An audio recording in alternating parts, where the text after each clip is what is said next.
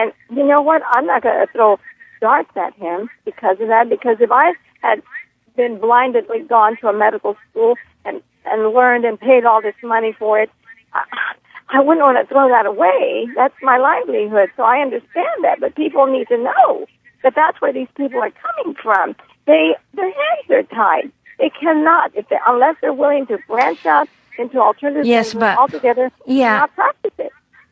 Yeah, that's true. But if they all together fought it, that would be a different thing. It's just that they're not willing to. Oh, right. But here's the thing. Why I'm very leery about going to the doctors because they depend on other people giving them information, and the labs that did the lab work on me. Oh my goodness. Okay, so they on the deposition they said that I did not have breast cancer, and therefore, and plus I was not officially diagnosed. Well, what is officially diagnosed, folks? It means it's on a record somewhere where a doctor is willing to branch out there and say, you have this diagnosis. Yeah, but you have a biopsy, so it is on record. Yes, I did. And let me tell you, they all told me I had several doctors, folks, tell me I needed to have Dr. Dehan himself told me one day after I've had the treatment, and he said, Sylvia, I don't know why they're telling you that the tumor is not there, because look what the scan says, it's still there. And I said, well, you know what, Dr. Dehan, it may be there, but my thyroid is functioning normal. So explain that to me. You know, someone tell me. My thyroid's functioning normal. So isn't it possible that the tumor is dead? It's just there. It's dead. It's not a threat anymore. Now, could I get another tumor somewhere else in my thyroid? Possibly. But would that be your fault, Dr. Carpenter? No, it would not be your fault. It just means I've got exposed to something around here again, and or it's still in my body somehow. That's why once you've had a biopsy, even if they don't say definitively that you do have cancer on record, if you can never donate blood again, folks. That's what happened to me. I can't donate blood anymore. Okay, we got another break coming up, so we'll wrap it up after the break, okay? Okay. All right? Okay. Stay on for a few more minutes, okay? Okay, we're back from the break, and we were discussing these cases. So let me summarize what you said. You were in fact diagnosed. You did not follow the advice. You came for just our treatment, and now the tests are saying that your thyroid is normal, the lump is gone. You were diagnosed in 2006. It's now 5 years later, and you're fine. And of course, that doesn't mean anything, right? And they that's exactly it. And in defense of that stupid deposition, I read it, and that they dismissed me as that I did not have baloney. Listen, folks, I had my ENT doctor, Dr. Dehan, told me a year ago, Sylvia, you have cancer. That needs to come out. Okay? Is it in my chart? Did he write it down? I don't know if he did or not. And it's like you can't trust lawyers. Yeah. You can't trust doctors. They make mistakes. So do lawyers. And it's a business. It's a business. Whoever's getting the big bucks is the one that's going to win. And unfortunately, you know, it's a lie what they said on that deposition. I just had my ENT doctors tell me, Sylvia, you need to have your thyroid taken out because that you have cancer. And I said, Dr. Dehan, my thyroid TSH level is normal. If there is a tumor there and it's jelly, it's not doing any damage, is it? Not like before. I don't have carpal tunnel syndrome. Those things went out the door immediately after your treatment. I mean, within the first evening after I had 3 treatments with you, because I didn't want to go back with just one. And the first day that I went into your office, I was coughing 20 coughs a minute. And after the first treatment, it went down to something like 3 coughs a minute. By the time I had the 3rd treatment and I was driving back, I had maybe 1 cough a minute. So I went by the relief of symptoms that I started to feel. And shortly thereafter, after some time, I didn't keep record of it. My hand problems went away. I didn't have carpal tunnel syndrome. All of that went away. They were all wanting to do surgery on me, orthopedic surgeons. And the same thing for my feet. specialist for my feet. Oh, you have orthopedic problems that need surgery. It was my thyroid being cancerous that was causing all these other problems. I could tell you all the other problems that I had. No, Dr. Carpenter, if I have cancer again, and it were to come on the other side of my thyroid, I would go back to you. That's how much faith I have in your treatment. And if other people don't have it, that's their life. Let them do what they want. It's their life. They're going to come in alone. They're going to go out alone. But you know what? I have faith in your treatment. And I don't care what that lawyer said. He probably got paid under the table. And unfortunately, Dr. Carpenter, I think your attorney didn't defend you at all. He probably... Oh, I know he didn't. Not to defend you. You know what? That's what I think. You know what? My opinion. No, you're correct, because you know what he told me after your deposition? He told me, oh, that was terrible. We can't use it because it was terrible. Oh, that's really? What he said about deposition, my attorney. Well, that's what I fired him. Yeah, later. Yes, that's what he said, that your deposition... Why? Because I have labs. Nobody asked me, can you bring the lab results and send them in so we can use them? Nobody. Okay, but... That's the proof. That's the proof in the But Sylvia... But Sylvia, the deposition... for the scientific data that showed that I had a low-functioning TSH level. I had 3 thyroid specialists, one the top dog in town, Dr. Skumpia, who wanted to basically put me on iodine pellets or who knows what she was going to do, but that was a start, but I never went back. I chose not to go back. So yes, she didn't get to finish treating me. I just didn't want to go back. I was busy trying to save my husband who was dying of cancer and doing all the chemo and radiation. That was his choice. There's no guarantees. So why isn't somebody suing my husband's doctor? Because he said from the very beginning, there's no guarantee. The most we can do for you is give you about 3 years of life, maybe 5. And why would I want to go through that? They wanted to do that to me. I told them all, no. Who's going to take care of me? Who's going to take care of my husband?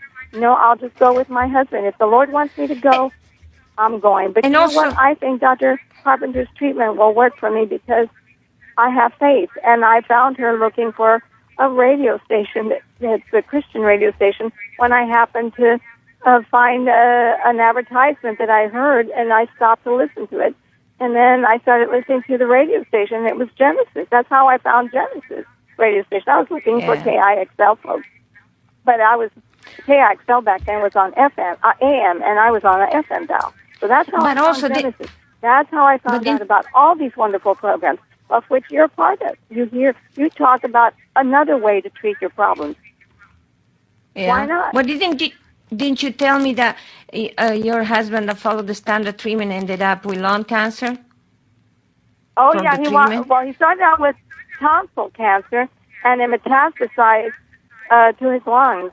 He had already, and he went traditional, and at the end, he told me he thought he made a mistake. Very obvious. He would have liked to try something different. Yeah. There's no way, folks. I mean, my husband did chemo and radiation and still died, and he had a miserable death. I didn't want to go through that. So why isn't someone suing my husband's doctor for the cancer treatment? You know why, folks? Because they tell you right up front, we don't know if we can save you. Maybe. They take credit for the successes, and they don't take credit for the failures, folks. That's how it works. And your insurance pays for it. Yeah. You have insurance, you better have it if you have cancer, because it'll eat up your savings. But they know that what we do works, and they want to suppress it because it affects, like you said, the drug industry. And that's one thing that apparently my attorney said, you said during the deposition, that you were saying is the drug industry that needs to survive. And that's why he said they couldn't keep up. Well, don't say that. Chop that off. Don't they do that all the time? They only take what they want. They do that to us. But why not? Why can't you say that? Dr. Carpenter, he may have said that to you. I would have to read what I said.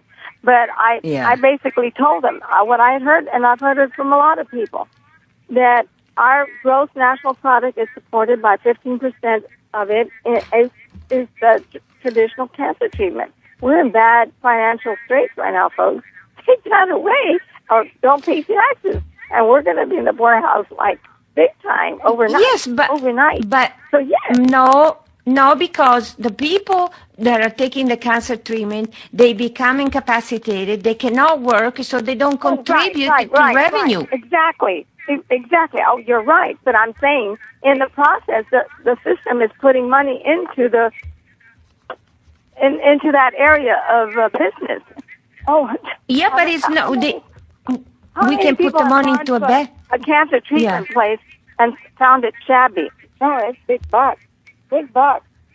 I mean, I know it is. I had a friend named Dick Townsend. He had an insurance company here in town. He retired and sold it a long time ago. And his wife was a charge nurse at one of the major hospitals here in town. And he said he used to go to their parties and he hated it because all they ever did is talk about their financial portfolios. The doctors did that at the parties, and he said it disgusted him. Instead of trying to talk about something more, seasonal. It's all about how they were making money, and it just. Well, I'm just saying, I understand that. That's what they do. It's a tight-knit club. So I can see why they're giving you a hard time, Dr. Carpenter. You go after them with a vengeance, and not too many people that would do what you're doing. And in a way, I wish you hadn't, so that they would leave you alone and you could keep doing your business and help others. But as a result of all this infamous slandering, because it's slander, it really is. In my book, it is. I'd go back to her in a New York minute if I had another episode of cancer somewhere in my body and it was on the surface where she can treat it. I would put my life in her hands again because her treatment saved me. Now, if it's in my internal organs, she can't do it because nobody will fund her. There's no money in her treatment because it's not an ongoing process forever and ever. You come for a treatment or two and it's done and it's solved. But with traditional treatment, you have to go over and over, and they have to keep an eye on you over and over. I mean, it's a big bucks, Dr. Carpenter. That's big bucks. Yeah, that's what the sad situation is. But my whole point is, we got a break coming up, so we're gonna finish after the break. Okay. We are back from the break, and what we were saying before the break was obviously there is a concerted effort out there to cover up the results of anybody that has results has to be disqualified, and that's basically what they're doing to you. And another comment. You know what? Yeah. As my husband was so fond of saying, turnabout is fair play, and it should be in life. I don't know what the circumstances are about the woman that's trying to maybe sue you, and all this stuff was needed to defend your treatment, but I'd like to borrow on your name, Carpenter, and I'd like to pose this question to that woman who claims that your treatment didn't work for her. Well, she apparently went for, if I understand correctly, she went for treatment already somewhere else and came to you after with a mess on her already. No, she didn't. No, she's saying, if a carpenter who has fine tools, a router that cuts grooves into wood and makes fancy designs, lattice, carved pieces of wood that are art pieces. Okay, if I was a customer and it was damaged, and I took it to someone else, and this is why contractors don't like to pick up someone else's work. So you better make sure they're bonded, because if I took my piece of furniture to someone who didn't know what they were doing, or even if they did, they blundered it with a hammer and smashed the fine woodwork. And then I take this broken piece over to another carpenter, and I ask them, please fix this for me, can you? And then when you look at it, it's a mess. It's a mess, and you have to try and fix it. Now, you're going to try, but you don't know if you're going to be able to fix it because it's already very damaged. So I'd like to know, if she's suing you, why is she suing the doctor that also gave her the chemo? But I bet not. Well, you know why? Because she can't. So she's trying to get back some money.